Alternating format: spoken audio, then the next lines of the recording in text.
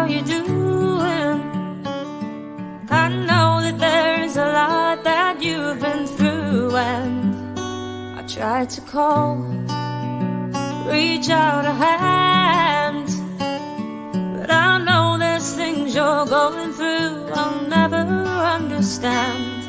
But I'll be right here, I'll leave a light on for you, my dear, and I'll do my best to dry your tears, and I hope you know I'm here. How you been? How you doing? It's so sad to see the good times are left to ruin, but time has passed and things have changed, and even though we want them to, things never stay the same. But I'll be right here, I'll leave a light on for you, my dear, I'll do my best to dry your tears, and I hope you know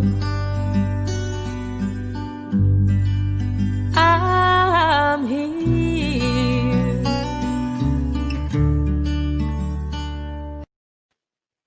Hi and welcome to the Time to Talk Mental Health UK Poetry and Art Book launch. My name's Graham Carrington and I'm the membership manager of the charity. The book is here. If you want to order a copy either in paperback or Kindle, then take a look at the website address shown and follow the link off the homepage. That's timetotalkuk.org.uk. We've got about 70 poems in the book, all written by members of the charity who've each gone through a period of poor mental health or illness, and we have some amazing artwork pulled together by our community members. As you've seen on the video just now, Time to Talk Mental Health UK is a peer support network for people who've struggled. We allow people just to talk and listen in a safe, confidential online environment. The group has about 2,300 members and it's growing. Just in numbers alone, it's about 30% a year. If you want to know more, then again, take a look at the website, timetotalkuk.org.uk. For this live stream, if you've got any comments, then please type them in where you're watching it. If you're on YouTube, there should be a little chat window. If it's on a browser, it'll be to the right of the video. If you're on a mobile or a tablet, it'll be just below it at the screen. If you're on Facebook, then enter a comment. So chat window for YouTube and Facebook comments.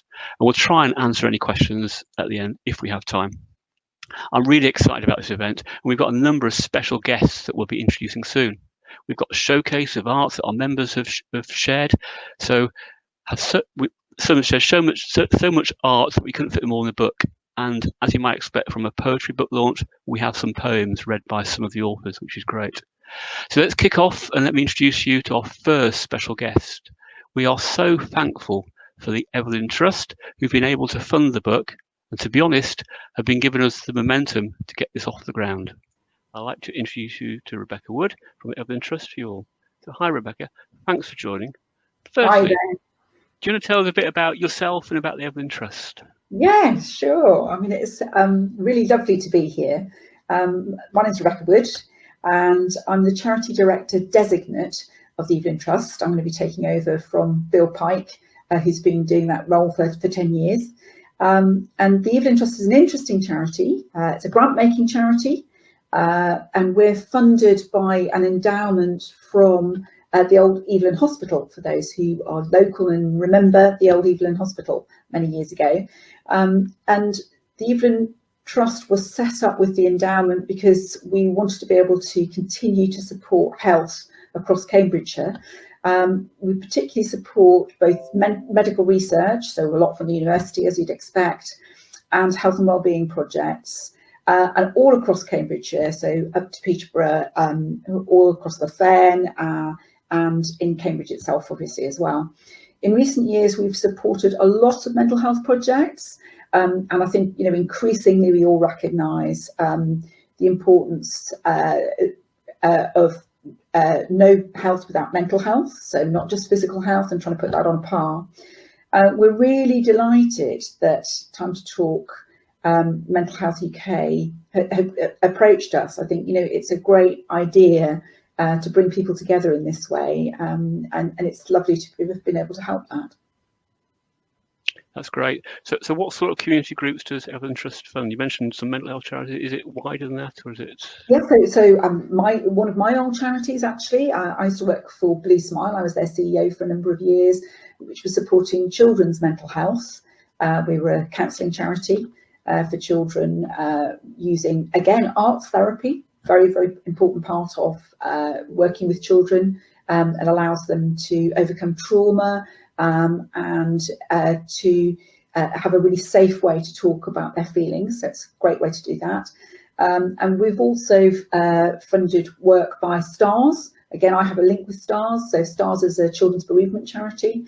Arts and Minds, which looks at sort of a social prescribing for people's emotional health, using art, again, to express themselves, using a mixture of counselling and artists. So Centre 33, for instance, and Arts and Minds often work together. And we've also funded Centre 33. So lots of different projects in lots of different ways. And on top of that, lots of other general wellbeing work. So for instance, people like Home Start, who help families to have a good start early in life. And a lot of the people who are involved with Home Start may well have struggled with their own mental health, and have that sort of peer mentoring from people who help them to overcome that and re-establish their family life. So yeah, a really wide range of projects. That's really good. So the benefits of Evelyn Trust are phenomenally, just pumping it into the local environment and local. Yeah, absolutely, and really important, I think, that thing about supporting Cambridgeshire with health. And our trustees are, they know a lot about Cambridgeshire. They're all local, and they're very interested in the projects and review them really carefully. That's great. So you've seen an electronic copy of the book already. So you've seen some of the contents, and you looked at the poems and maybe the artwork. How do you think art and poetry help mental health? Really great way to be able to express feelings in a very free-flowing, open manner. And we know about the power of the arts to mitigate trauma, for instance, but also that it allows people to act in a very mindful way, to do something that is very calming and enjoyable with their time, and to see an end product from it. I think that's a really great thing, and it's lovely to see with creative expressions. You're able to see groupings of people coming together and talking about their mental health and being able to express that to others. And I think that's really lovely. Thank you. Good. Well, thank you very much. And thank you again for the Evelyn Trust for helping us make this happen, which is really beautiful. We're delighted, and really good luck with the launch and good luck with the book. I'm sure that everyone will really enjoy it. Thank you. Thank you, Rebecca. I'd like to introduce you now to Sue Thomas, who joins me now. Thank you, Graham. Magic. Good evening, everyone. Sue's one of our trustees of charity and has been a great help in sorting out this event, as well as doing an awful lot for the charity in managing the volunteers and making things happen. I also have to give a big shout out to two other trustees of charity, our founder and honorary president, Katie Prentice, and Amelia Cox. I'm going to hand over to Sue now and give her the honour of sharing some of the poems that we've. Thank you, Graham. Well, good evening again, everyone, and welcome to the poetry section of our party. I'm one of the trustees, as Graham said, and I also look after our volunteers. The idea for publishing Creative Expressions came out of the group's Art, Craft and Creative Club. Many members shared so much of their creative talents during our monthly events. The response, because it was so wonderful, Amelia Cox, another trustee who hosted these clubs, came up with the idea of publishing our members' work. So each time a member posted a picture of their work or a poem, we then asked for permission to put it in our sort of book file. Evelyn Trust has supported this dream. Having posted our success at getting the grant and assembling a project team, we asked members to submit poems and artwork for the book cover. We received so much work, it became a poetry and art book. We couldn't turn anyone down because there's so much quality talent in this little book. And it has been such an honour in working with our members, capturing their work, checking names against poems, artwork and all of that for our first draft. There was a lot of excitement as well. So we have 25 of the 25 contributors who will now be reading one of their poems from the book. And first up is Lauren. Hi, Lauren. Hiya. I wonder, before you read your poem, have you been writing long? Not really. I've only been writing since about this time last year. All right, gosh, because you're quite prolific. There's quite a few poems in the book. They're wonderful. Oh, so what's your poem called that you're going to read for us tonight? I'm going to read out of my 4 that I've got in the book. It's called Indecision. And I kind of believe in writing your feelings. And I wrote it around the time I was struggling with an episode of depression not so long ago, actually. And it kind of got across the way I was feeling at the time really, really well. Oh, that's wonderful. Okay, I hand you over to Lauren. Okay. Indecision. I'm not sure. Don't know what to do. Got that depressive fog again, clogging up my mind. Don't know left from right, all my own decisions. What I'm to do, I don't know. Brain seems glued in time, fleeting from one thought to the next. Anxiety comes to life again. Double trouble staring up. What's right and what is wrong? Brain fog blurs the line. Depression fog, anxious haze. How can I see what decision I should make? Depression, you thief, you've stole my time, tried to steal my mind. Anxiety as your partner in crime. That this indecision is the fault of yours. I still have these awful thoughts. But that mind you tried to take, it's mine, and mine alone. I held on, firm and strong. You didn't like it, made me think positives were wrong. The only thing wrong is you, depression. You thieve, you lie, you poison minds, with your endless wheel of more and more lies. My decisions are this, listen here. Depression, just leave. All your negative poison makes too much noise.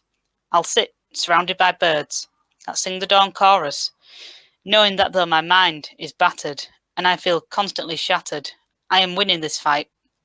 It might be long and I might sigh, sometimes maybe even cry, but soon the darkness will be gone and my mind will mend. I will grow like a beautiful rose. Oh, brilliant. Thank you so much, Lauren. Thank you. Our next poet is Becky Morgan.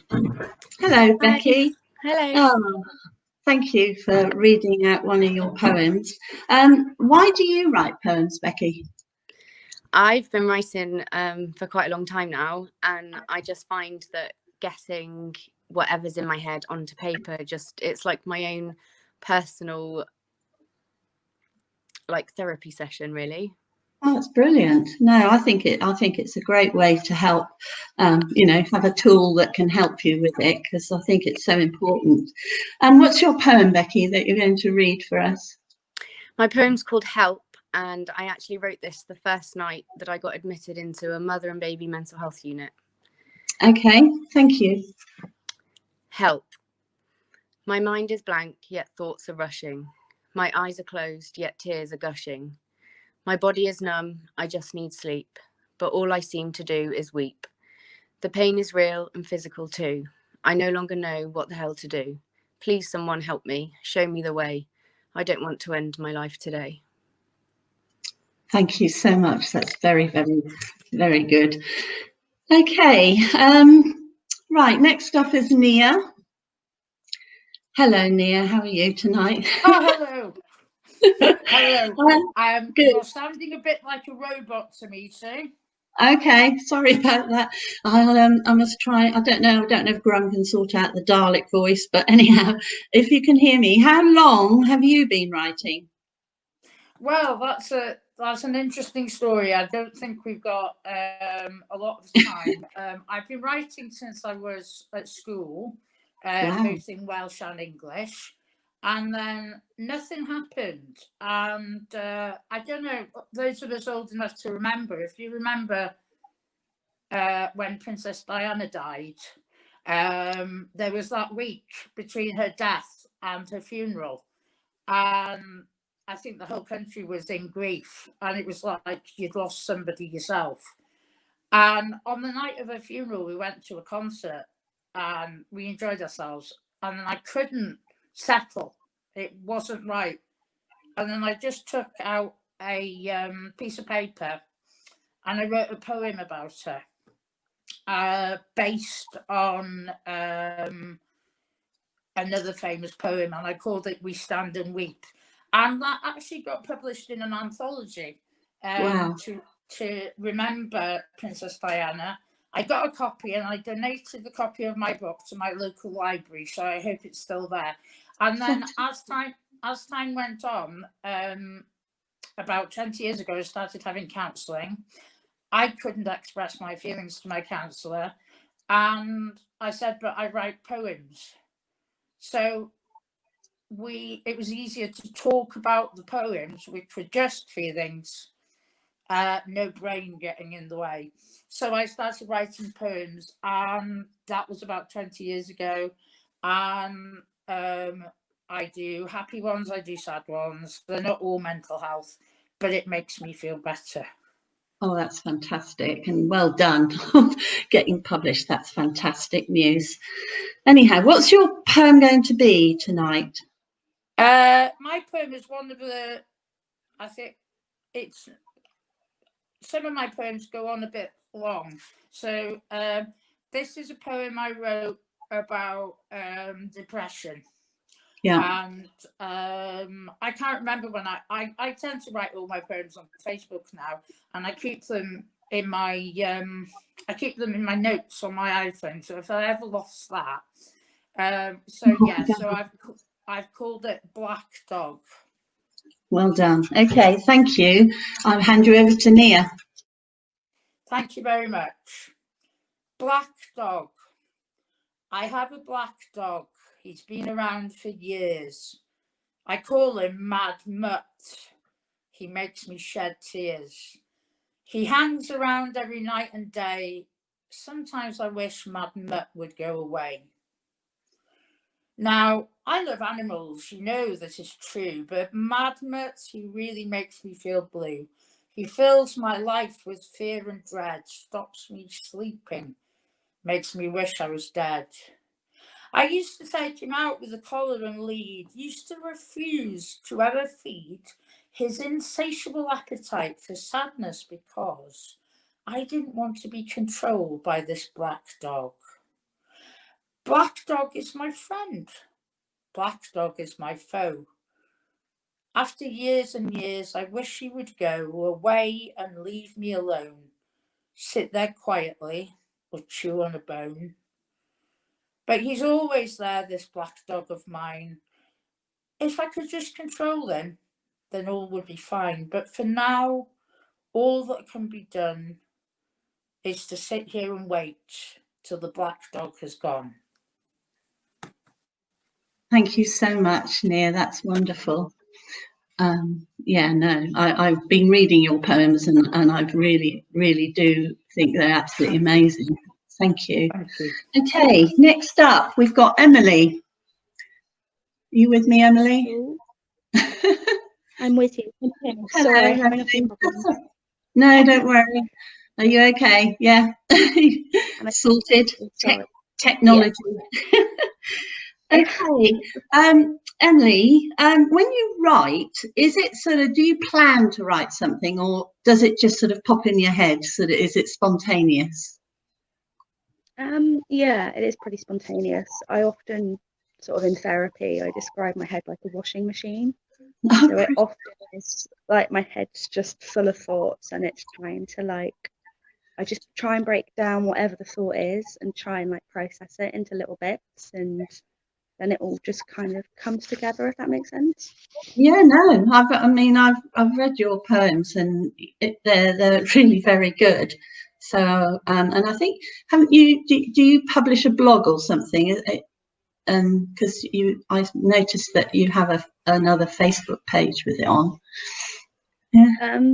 Yeah, I've done a bit of writing, helped to author other books, and some poetry for my local sort of arts and Eisteddfod areas. Oh, brilliant. That's really good.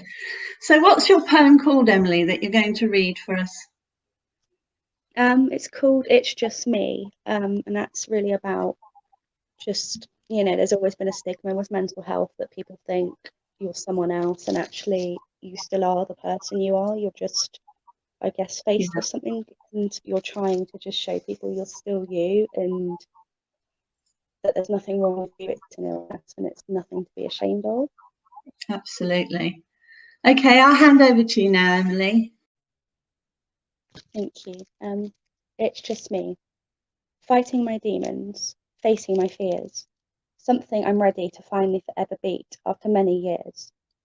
When I look in the mirror, I need to be proud of me, remind myself every day that I can break free. Beauty and personality comes in many different ways, and it's important to remember that's okay. I'm only human. It's okay to cry and break. After all, life is a continuous journey of recovery and learning. It's okay to make mistakes. Never give up when the challenge ahead feels scary and tough.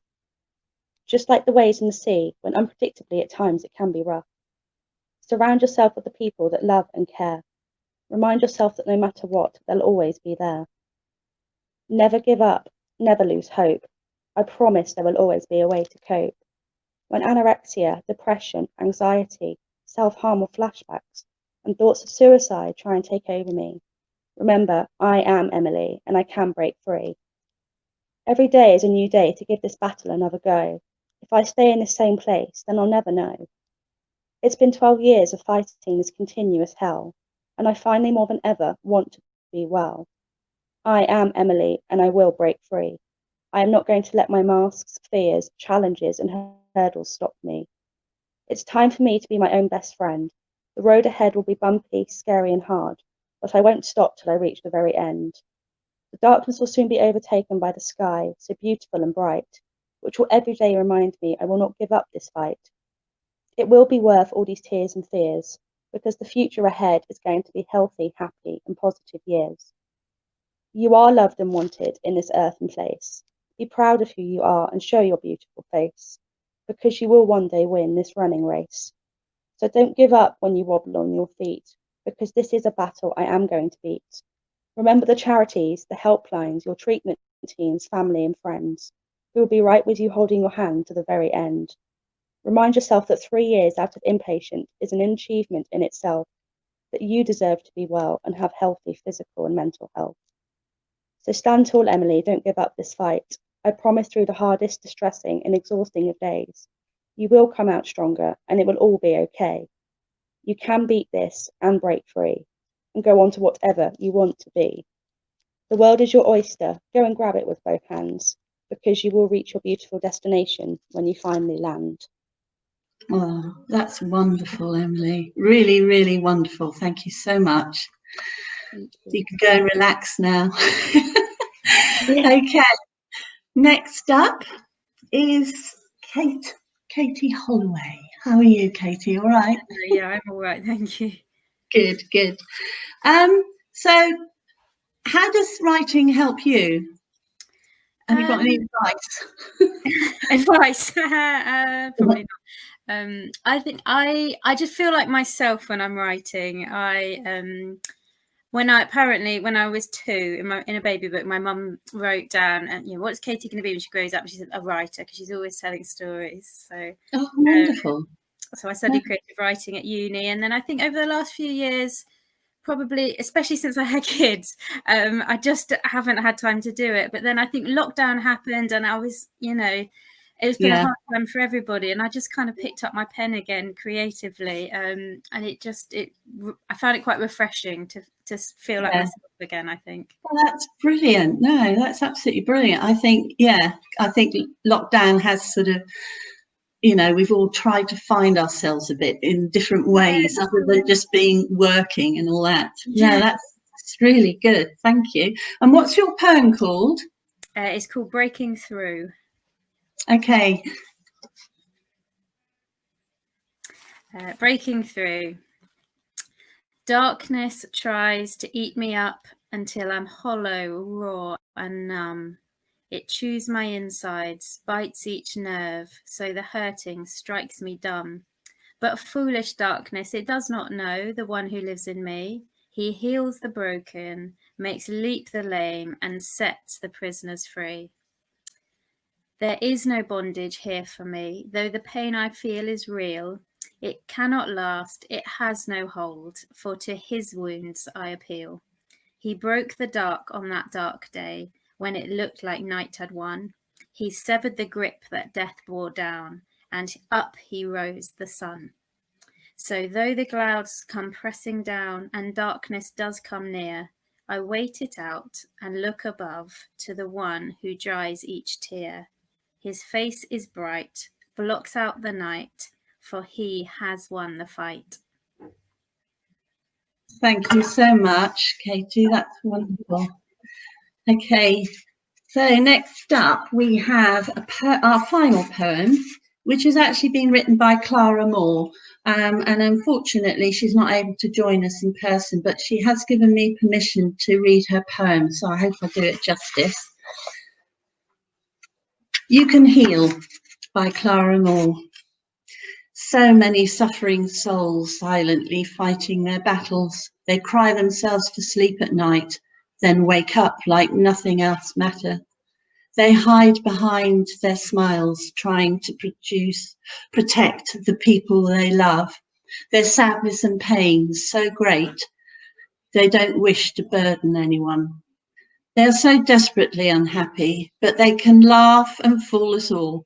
Everyone's completely oblivious that they are not all right at all. I wish I could reach out to everyone who's silently struggling away. I wish I could wrap my arms around you and let you know that it will be okay.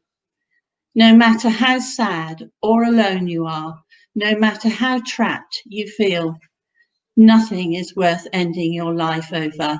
You're loved, you're important, and you can heal. So that's the end of our poetry section, and I'm going to hand you back to Graham. Thank you. Thank you. Some wonderful poems there, and thanks to all that's shared. And in the book, there are so many more wonderful, touching, and sometimes very personal poems. It's a privilege to be able to share them. Our next special guest is Sophie Gresswell. If I click a magic link here, she might appear. Magic. Who describes herself as a multidisciplinary artist using spoken word, painting, audio and animation to explore identity and belonging. Sophie's travelled the world as an artist. She's been to exotic places like China and Luton.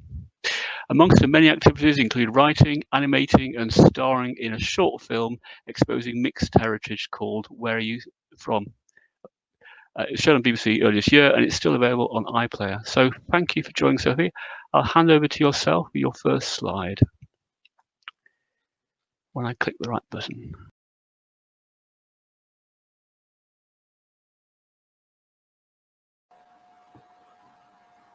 Thank you, Graham. Okay, so first of all, I just wanted to say congratulations to everybody who's just read a poem, who's the members that are actually in the book. It's such a wonderful thing to see people sharing their experiences and talking about it. And I just didn't think it'd be right without saying congratulations, first of all. And I love a meme, so I got this little picture of an otter for you guys. Congratulations, well done. I'm so happy for you. And just a little disclaimer before I start everything. If our technology fails, it's probably because my cat has plumped herself right on my keyboard, which she did earlier this week. So if it all goes wrong, blame the cat, that's what I say. So I'll introduce myself and why I wanted to be here today and to celebrate with everybody who's contributed to the lovely book by Time to Talk. So as Graham introduced me there, I'm an artist. I work a lot in different mediums, so painting, audio, I do some poetry, spoken word, to explore my experiences of identity and struggles with belonging and what it means to be human, really, and having conversations about that and starting discussions. And why I wanted to be involved today really is because of my connection with me and mental health and what that means to me. So what really I wanted to do is just start by talking to you about my experiences with my dad, because that's what my real connection with mental health is at the moment. So if you go on to the next slide, please, Graham. So these are some pictures of me and my dad. So there's him embarrassing me at my graduation and me embarrassing him at his graduation later on. So let me tell you the story about growing up with my dad. So my dad suffers with a mental health condition called bipolar disorder, which means that you can have manic mood swings between depression, really heavy depression, and then exuberance and just complete elation. And it can be a very strange experience for us and for him, because it can go from hallucinations to lying in the bed and not being able to sort of get up and being heavily depressed. So really my memory of when this started is when I was about 8 years old, and he actually went missing for a very short period of time. And we were all very, very worried about him. Recently, the doctors had changed some of his medication, and that had caused him to have a manic episode. So he went missing, and he was actually brought home late at night by the police. And me being sort of 8 years old, I didn't really know what was going on. There were lots of bright lights and things happening, but it was a very strange experience. And when he came back, it was very clear that his headspace was not right, that he was imagining things that weren't there, and we had to take him to A&E. Now, because this was 20 years ago or so, it was I hope that things have gotten better, but I know there's still a long way to go with mental health. But when we went to A&E, there was a huge waiting time. We were waiting for hours. He was not speaking sense, and he unfortunately had to go to a mental health unit for several weeks to rehabilitate and get better. But once they realised what the problem was, he was given the right medication. He was making his way back on track to normal life. He started work again, and we managed to sort of rebuild a connection. And it really made me want to try and understand what mental health was, and consider things from his point of view. And what really helped us to connect, I guess, was both our passions for arts, because my dad is also a poet, and he channels a lot of his experiences with mental health into his poems, and he loves music and reading. And so his graduation picture there is actually from his creative writing course. So we sort of connect through our love of poetry and putting our feelings through our artwork. So that's why it's so important for me today to come and celebrate with you guys about arts and mental health and sort of working together. And that painting picture there is a picture I did for my university degree, and him next to it. So, next slide, please, Graham. So that's a little bit about my experiences with mental health. And also I think arts is just such an amazing way to help you cope with life's really difficult questions. So, I mean, obviously starting from a young age, I was questioning, what is mental health? What does it mean? I was looking it up on the internet, printing off things, but art, I think, has really helped me to start to understand things a little better. I do have tendencies to sort of overthink and get a bit anxious about not knowing about things. And I think art is a way for me to express myself, but also for me to realise that it's okay not to have an answer. It's okay to talk about things, and actually sharing your experiences can really help empower everybody else. So I think this book will be an amazing tool for not only the people that have contributed, but to empower others to tell their stories. One of the questions I've put here as well that I struggle with is, what do you mean? So when I'm talking to other people, art really helps me understand what they mean, so other people's perspectives. And another question that I'm always asked, which I struggle with, is where are you from? And Graham mentioned recently I made a film about me trying to answer that question. It's an age-old question, especially from people from mixed heritage or different diasporas. And so art, film, poetry has helped me try and just get other people to understand why those sort of questions are quite challenging. So I have a little clip from the film to show you. It's only a little part of it, but if you want to, you can go on iPlayer and still watch it. So I'll let Graham play the clip. My colour changes with the seasons. I always say it's like a biscuit. In winter, I'm raw dough, sallow. But when that summer sun arrives, I bake to a healthier, golden shade. So where are you from? Oh yes, a question you're dying to ask, and the answer which never quite satisfies. I'm British. No, but where are you really from? From the island. Oh, what's that like? I've never been. That question always dunks me under, submerging me into the unknown and making my biscuit face brittle. Inevitably, it breaks, plops, sinks and settles. I gather up to hot beige mush at the bottom of your cup. I think there was a bit of an echo on that, but hopefully you got the idea there. So a lot of the times I use sort of mundane things like cups of tea and biscuits and food just to sort of explain, because people sort of understand that dunking a biscuit and disintegrating is not good. And that's kind of what it feels like sometimes when you ask questions like that and you just don't know how to answer. And it's the same, I think, with mental health and struggles with that too.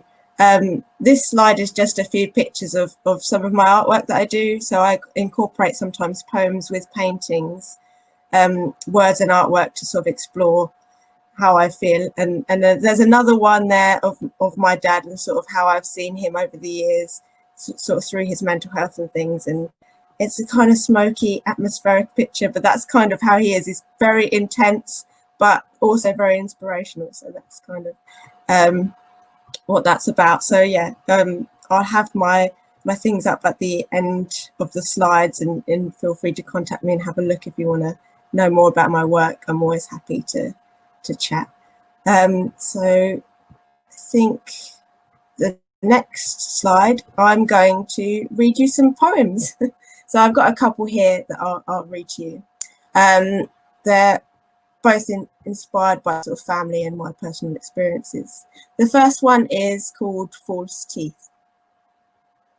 When I was small, my grandpa used to take out his false teeth and put them on his nose.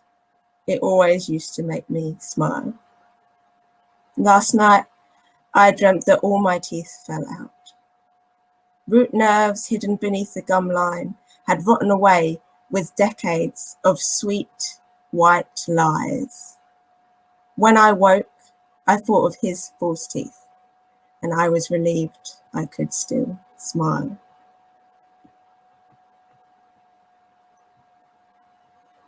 The next one I'll read for you is I Am the In-Between.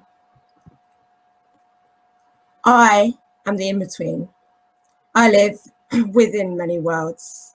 I belong to black and white and caramel swirl, one of 1,000 shades that exist in between. I'm not from one place because I am from several, jammed together, fermenting apart. My heart belongs to the in-between. I live in full view behind closed doors. I lurk in boxes unchecked and regimented grey forms. you can't pin down an in-between.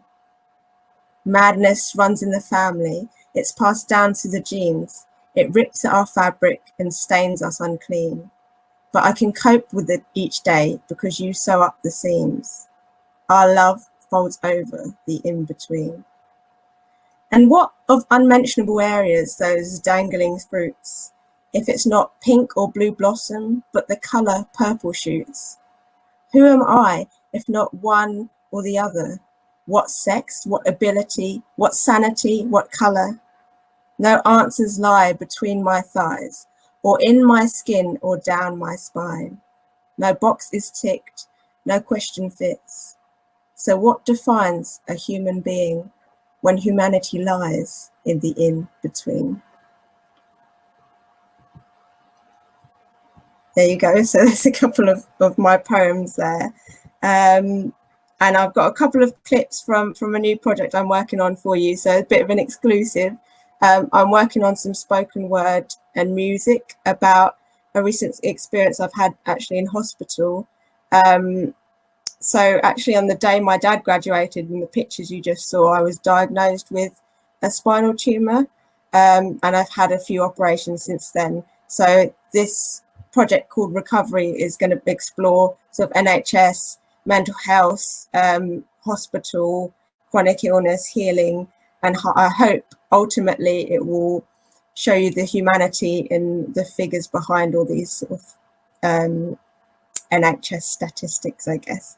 So I'll let Graham play the last couple, and thank you so much for listening to me go on, and your poems are amazing, and go out and get the book because I think it's just such a fabulous project.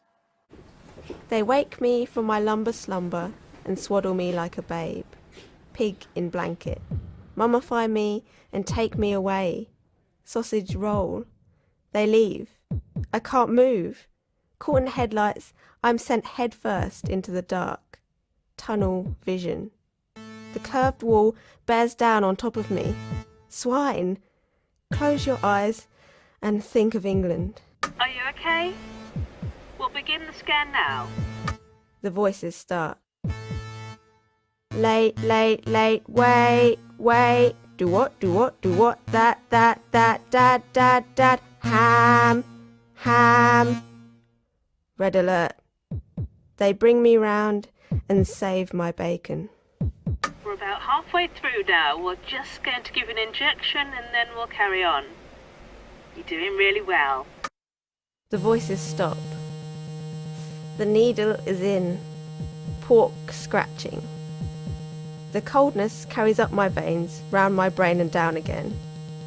Send me back down that rabbit hole of history, through pig-headed past. Madness is hereditary. Some animals are still more equal than others, so I'll go round in circles, 360 degrees, like a pair of Alice's soiled undies.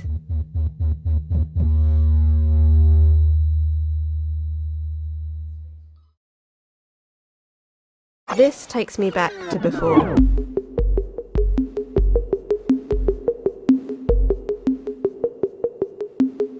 She came with me to the scan. She crafted a bed from 2 chairs so she could stay with me through the night, full of tenderness. I clung to her. She carried me again, not in her stomach this time, but on her shoulders. Her light seeped through the fracture lines. Her warmth eases my pain every day.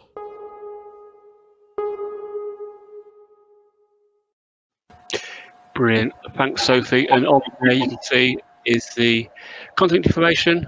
I'm sure we'll have it on the comments later on the YouTube and the Facebook thing. So thanks, Sophie. Really brilliant. Thank you. Thank you. Right, next we have a couple of group members, which is great, and they're going to talk to us about what they're doing with respect to emotional resilience. So I'll hand over to Stacey Listener and Kerry Farmer now. Hiya, over to you, girl. Hiya, thank you. Okay. So myself, I'm Stacey Litster, and I'm Kerry Farmer. And we are so happy to be part of this group and support everybody in there. And we get a lot from it from ourselves as well. So we wanted to bring something back, which is to come in and talk about resilience and who we are. So we're actually directors of a company called Resilience Voyage Limited. So we do everything about educating resilience itself. Would you like to add anything else to that, Kerry? No, I think you covered it really well. Yeah, it's essentially what it is. You know, through our own experiences with mental health and building up our resilience, we came about kind of putting that out to other people. Yep, so that's the best way to learn, first of all, is through your own experiences, and then we've educated ourselves along the way. So, resilience, we wanted to come in and speak about the importance of resilience, and first of all, what it is. So, emotional resilience is about being able to bounce back from adversities and traumas that happen in our day-to-day lives, even if that's things that have happened from our past, or anything that could happen up until present time. So it's being able to have the ability to cope and manage and positively adapt. Yeah, resilience isn't something that's static, as Stace just pointed out. So it's not something that once you're resilient, that's it, you're all done. It's something that we have to continue to monitor and work on and develop, and put those skills into practice along the way, because we're always going to have ups and downs, no matter how far we've come. So it's about, like you said, being able to bounce back from those and manage those situations. And what we like to point out as well, we like to say, resilience isn't about being strong all of the time. It's just about being able to cope and manage and bounce back. Because all of the emotions that we feel are equally important. All of the emotions help us to understand how we're feeling and what's going on, and they're like warning signs. So every emotion is really important to feel. Yeah, we can't just pretend they're not there or cut them off. We know we can do, but that's not helping us to manage dissociate them. Yeah. And with mental health, as we all know, that actually one of the things that we do is we can shut down and we're numb ourselves to how we feel. Yeah, so it's key to look at kind of how we do go about and develop those skills, and what we can do about that and how we can deal with them. Yeah, so first of all, so how to develop it? Well, you need to be really self-aware. Now, that might sound quite simple, but actually it takes self-awareness to a whole nother level. You really have to pay attention to how you think, the way you feel, how you respond to different situations. Because it's being aware of those different things means you can identify triggers that happen, which mean that you can sort of get ahead of time and actually recognize where you might not be able to manage a situation very well, and start helping yourself before that happens. Yeah, and part of kind of managing, like understanding ourselves and learning about that, is kind of learning about the way that we think and behave. We found that really beneficial to learn more about how the brain works and how that impacts us, and then relate it to ourselves personally. Should I go through the... I think you should, because we love neuroscience. I mean, it sums up, it really helps us even educate more on resilience. So I think it's really great if Kerry actually gives you a little demonstration of the brain and how it works with the emotions and how we react. So we like to use a really quick way of describing how the brain works. It's called the triune system. It was developed back in the 1950s by a guy called Paul McLean. Paul McLean, I think he's off Die Hard, and Paul McLean. And it kind of simplifies how the brain functions into 3 sections.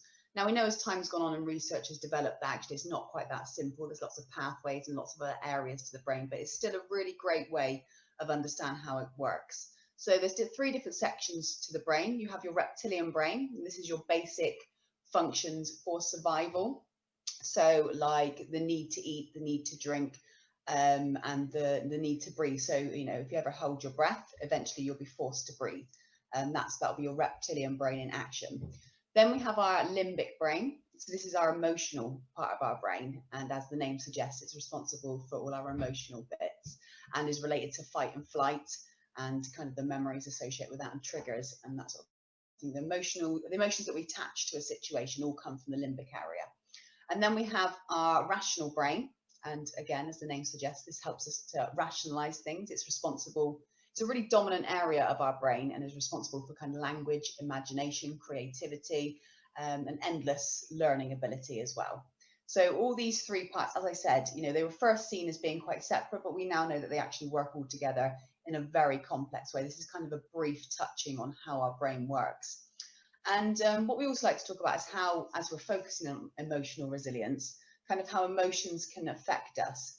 And again, there's another great example using our hand to demonstrate how the brain functions when we're feeling emotional, which can be really difficult to manage at times for everybody. Not just anybody who's experiencing mental health issues, actually just for everybody, it can be quite difficult to manage our emotions. And this kind of explains why that can be.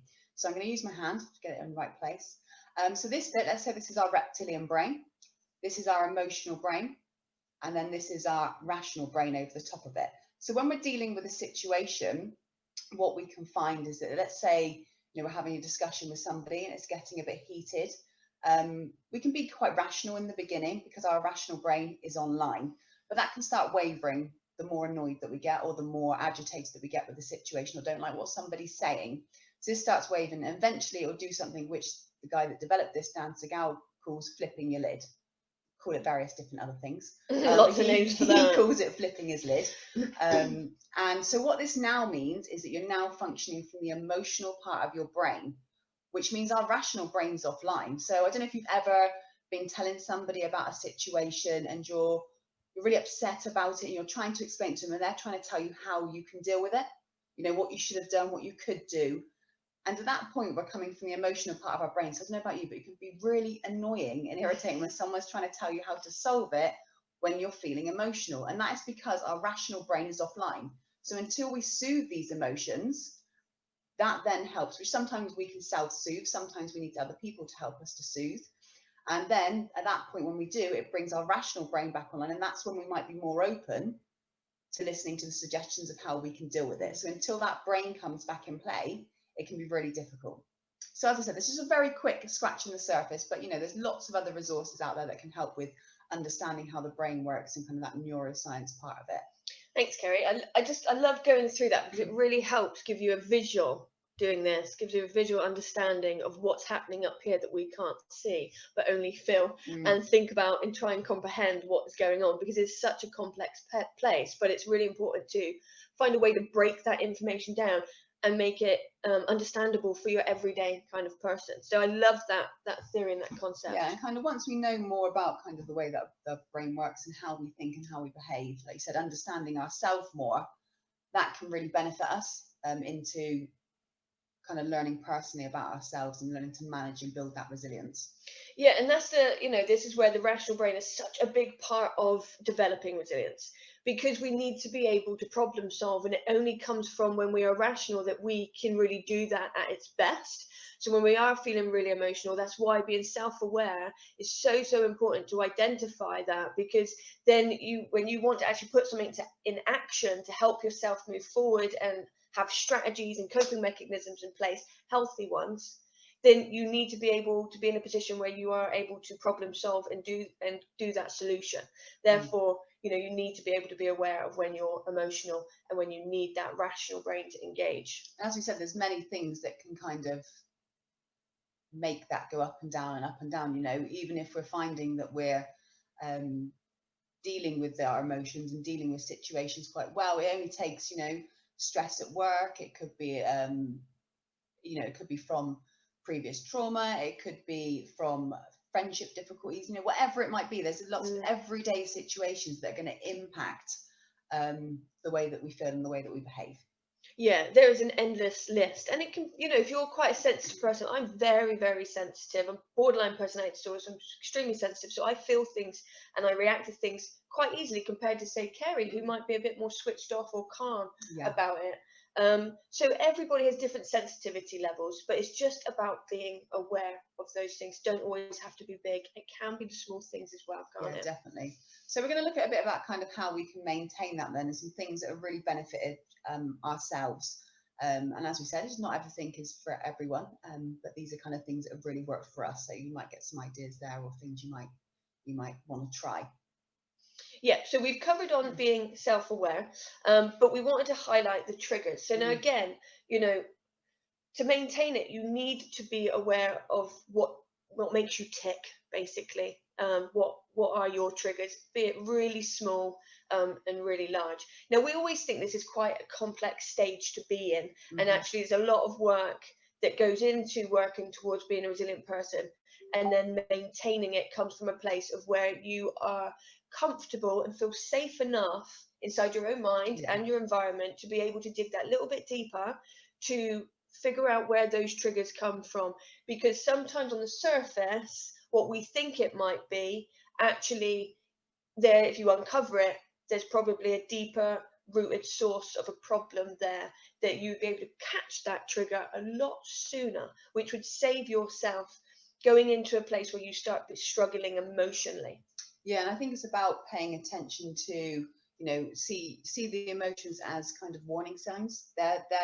We're feeling emotional because it's trying to tell us about something. It's trying to, you know, help us understand that something is going on for us. You know, I spent a long time being completely unaware of my triggers, and not knowing what they were at all. Like you said, relating them to, you know, I felt really angry about a situation. It would be because of something the other person did, or because of the situation I was in, not thinking about how it relates to things from my past, and that's why it was triggering me.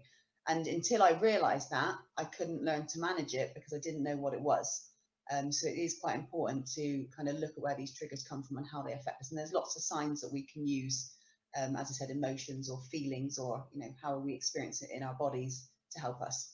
And that leads on really nicely to the other one that we wanted to mention, is recognizing when you are being led by your emotions. So when your behavior is being led by your emotions, when your thoughts are impacting you and you're getting an emotion from that, and people around us are on the receiving end of that. Your next move is on the receiving end of how you feel, and the decisions that you are choosing to make based on emotions. And you really, you know, when you can start paying attention to the fact that actually this is how I feel, and that's really impacting my behavior and the choice that I'm making right now, that's not good for you. You need to be able to recognize it. So recognize it is really good. So then you can actually stop, think, take a breath, or whatever your coping strategy might be, so you can try and get that rational brain back online. So then you can actually make a good choice and decision in a more healthy, relaxed, calm manner. And as Stacey said, you know, it's about what works for you in terms of soothing, because there's many different ways that we can soothe. And, you know, as kind of what we were talking about today, you know, poetry, art, creativity can all be really fantastic ways to soothe ourselves, along with many other techniques. And, you know, it's quite good to have a handful of things that you can go to help you deal with that. Yeah. And the other one, the final one that we're going to touch on as well, is communication. Maintaining your resilience. Communication has so much to do with that.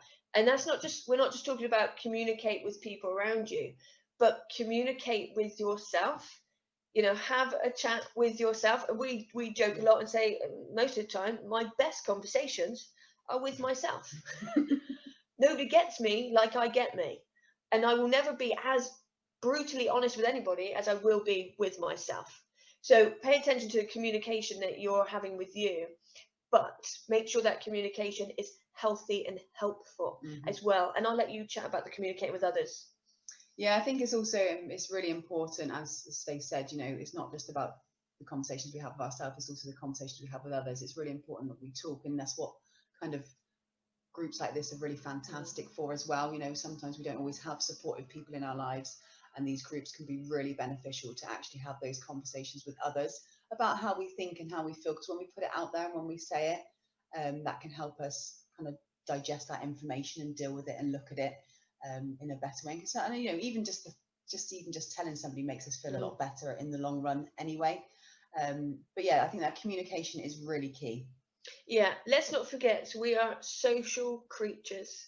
We are not meant to isolate ourselves. And for some reason, you know, for some people, some individuals, sometimes it's beyond our control. And sometimes we do isolate ourselves for many reasons.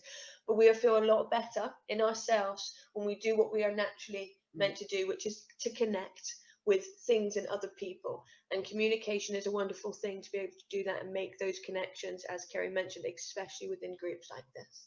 So on that note, that is us, that is Resilience Voyage, and that is Resilience. And we'd like to thank you all for listening. Thanks. So I'd like to introduce our next special guest, Jacko Hooper, who joins us all the way from Brighton. I first discovered Jacko virtually on YouTube a few years ago. So Jacko, thanks for joining us. Firstly, do you want to tell everyone who you are and a bit about yourself? My name is Jacko Hooper, and I'm a musician from Brighton.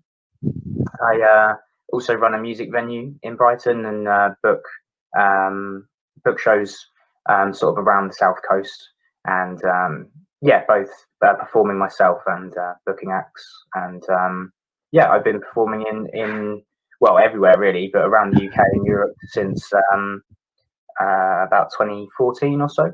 Wow, that's brilliant. Yeah, I noticed in your email, Sig, you've mentioned people you play with, like James Bay, James Blunt, Freya Ridings, Passenger, a whole host of people. So, which is great. One thing that's grabbed me about your music is the passion in your songs, and there's a sense that you've been through some real experiences or difficulties. The Managing Mental Health UK group is made up of people who've lived and undergone poor mental health. Are you able to share any times where you suffered mentally? Yeah, I mean, the reality is, I mean, I pretty much started writing music because of that. That was kind of my driving force and I was very young. I was sort of about 11, and I started writing. And yeah, I've had issues with my mental health pretty much my whole life. My main sort of problems have been around anxiety, and as I've got older, that sort of morphed into depression as well, which is kind of like mainly as a sort of offshoot of the anxiety. The anxiety has always been like the main thing from that sort of my day-to-day life has sort of focused around that, and how I sort of go about my life is generally working around that. So I guess I had some other issues that sort of came from that, you know, by virtue of trying to manage and maintain that situation, you know. So that's pretty much. But I've been sort of as long as I can remember, really, have had sort of ongoing battles, as it were. Yeah, not uncommon with that, unfortunately. How do you think music writing and performing has helped your mental health? Is there any? I think or has it? Yeah. Yeah, no, it has. It has. I think it's sort of changed throughout the years. You know, what I sort of get from it. I mean, when I started, it was very much a very natural and organic way for me to express and kind of just it was my therapy, I guess. And I didn't really think much about it. I just did it.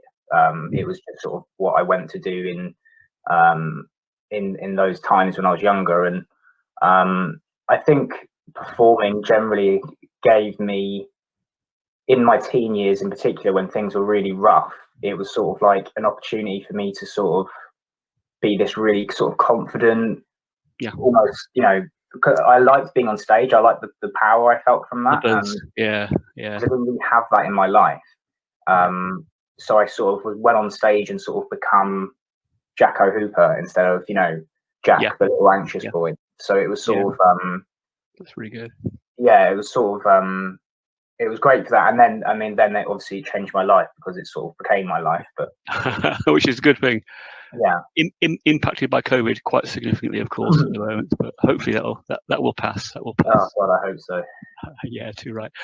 Okay, that's great, Jacko. We're going to hear one of your recent releases now, Why I'm Here at All. We've got, straight after this video, we'll show a little slideshow of all the artistic work we've had submitted for the book. We couldn't fit it all in. In the background, we'll have Why I'm Here at All, which is what your recent song you did. Do you want to give us a story behind that little ditty? Yeah, sure. So I wrote this and recorded it during the first lockdown, and it was basically a song about I guess everyone's sort of been having a lot of sort of existential crisis sort of moments in lockdown and all that kind of stuff. So it was actually kind of like it's a positive message, really, but it's sort of that it came from sort of sitting around and wondering, you know, what am I doing? Who am I? What's the point? That existential crisis kind of feeling, but appreciating the fact that I do have you know, people around me, and I'm blessed for that. Yeah, and that's really important because I know a lot of people have found lockdowns, wherever you are in England or Scotland or Wales or anywhere else, it's really difficult. And actually, it's good to remember that actually there are people there that you can reach out to. Sometimes it's hard to do, but that's what it is.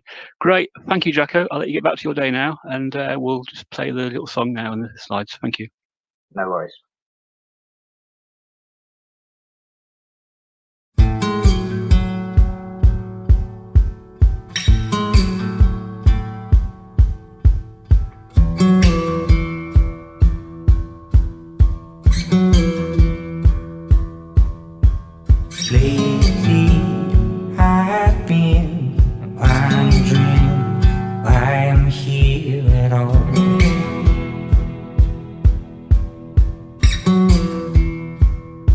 I'm running out now. What thought comes first?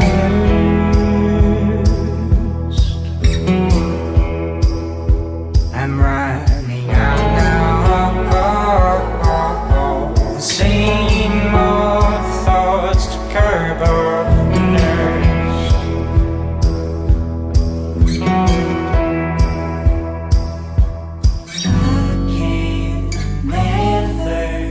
Claim that I'm never here alone.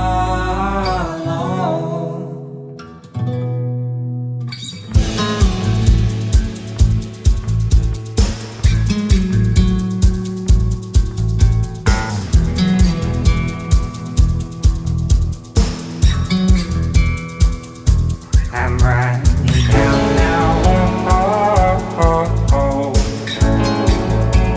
What thought comes first?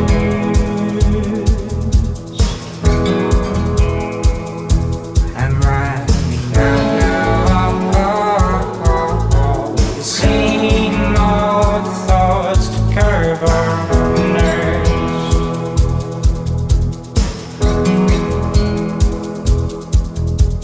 I can never claim that I'm never here alone. I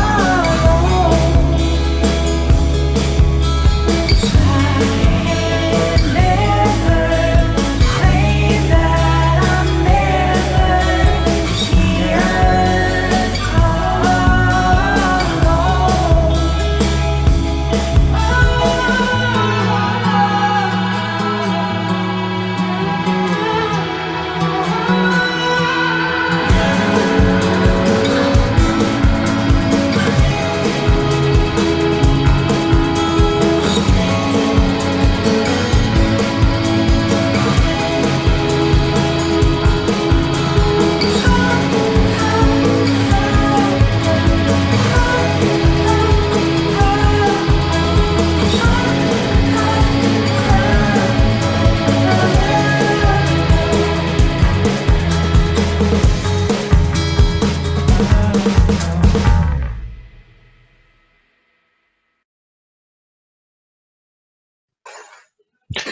And there we are. Good. That was great. Thank you, There we everybody. Yeah, I think thank you everybody who's contributed. The great thing about this the book is, I've put it together, but it was everyone's contribution. I've got a list of people here I'll try and thank. So hopefully all the artists and all the poets are listed. I've got thank you to Audrey, Becky, Charlotte, Clara, Daniel, Denise, Emily, Hannah, Ian, Katie, Kate, lots of those.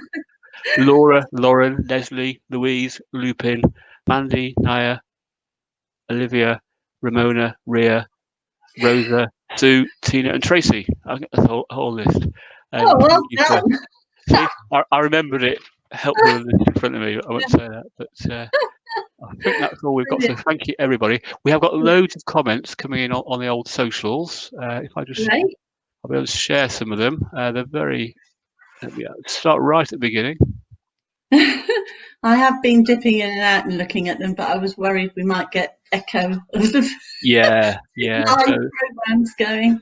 So lots of people say thank you. There's one from Rosa, who I know well. Love that, Lawrence. That's an early one. Another one from Lindsay. Great poem, Lauren. That's great. Clara says a fantastic poem Lauren. So we're okay for Lauren. So well done. There's quite a lot here for Lauren. So you did a good poem there. Yeah. Becky, well done. Becky is one there, very moving. I'm skimming through these. There's so much more. Another one from Rose, a very moving, emotional Becky poem. Well, it's Becky. on our YouTube channel, isn't it? So they'll still be there for people. You know, the contributors can go and have a look.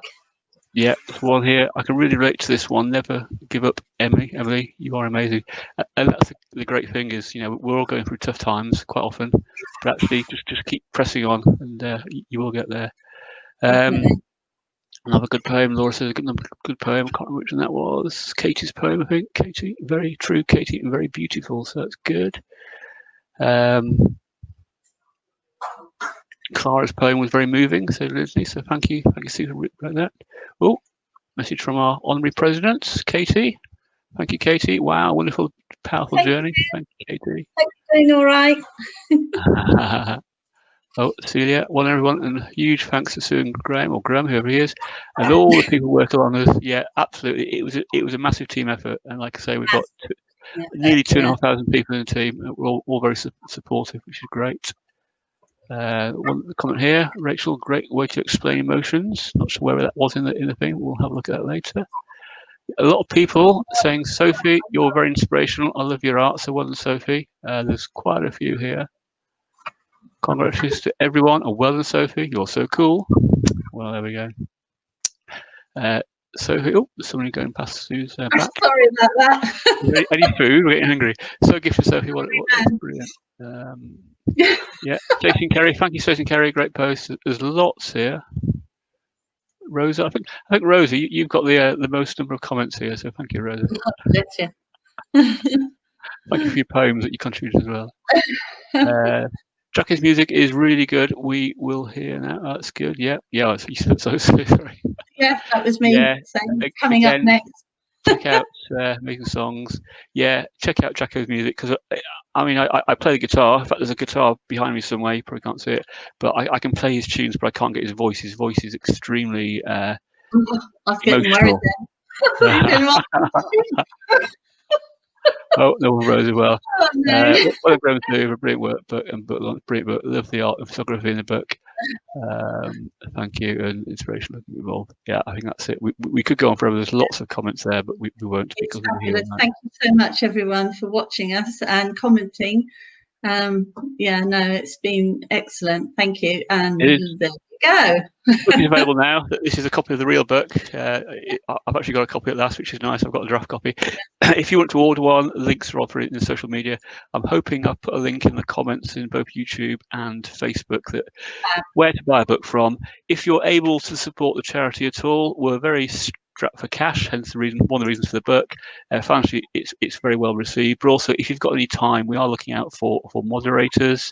We're looking out for somebody maybe we help with our fundraising. That's the one. But there's a link there in the comments as well. And if you want to join, if you want to reach out for support, if you don't know about us, then again, look at the comments. All on timestalkuk.org.uk. Good. I'm going to thank you all. Thank you all our special guests, for Jacko, for Sophie, for Rebecca, and Kerry and Stacey as well for contributing. It's been really good. Good. Have a good night. Yep. Have a good night, and it's goodbye from him. Sorry, I just had to do a too Ronnie thing. Brilliant. No, good night, everyone. Good. I'll finish with the video that we started with, just so it comes to an end. Yeah. Okay.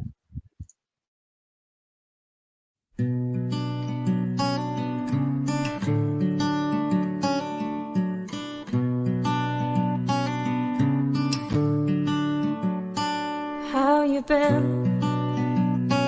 How you doing? I know that there's a lot that you've been through, and I tried to call, reach out a hand, but I know there's things you're going through I'll never understand, but I'll be right here. I'll leave a light on for you, my dear, and I'll do my best to dry your tears, and I hope you know